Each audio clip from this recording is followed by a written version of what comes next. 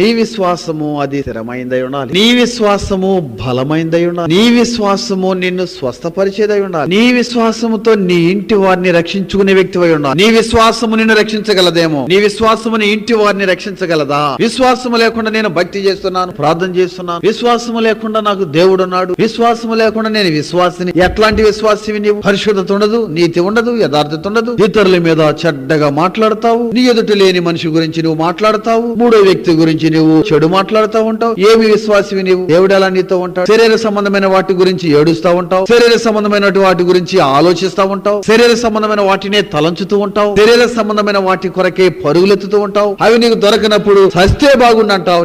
నీవెట్లాంటి విశ్వాసం? విశ్వాసమేనా? అసలు విశ్వాసం ఉందా నీకు? పిల్లరా గమనించండి, మన విశ్వాసము అది నీతి సంబంధమైనదై ఉంటే నీకు చలనము లేదు. నీ విశ్వాసము పరిపూర్ణమైనదై ఉండాలి.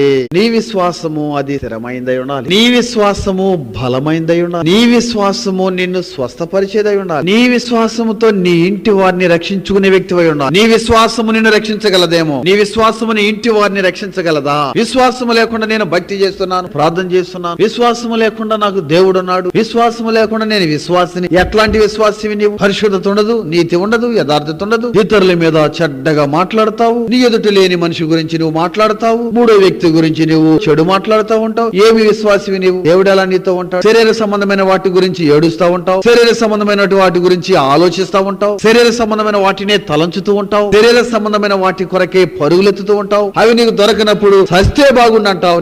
నీవెట్లాంటి విశ్వాసం? విశ్వాసమేనా? అసలు విశ్వాసం ఉందా నీకు? పిల్లరా గమనించండి, మన విశ్వాసము అది నీతి సంబంధమైనదై ఉంటే నీకు చలనము లేదు. నీ విశ్వాసము పరిపూర్ణమైనదై ఉండాలి.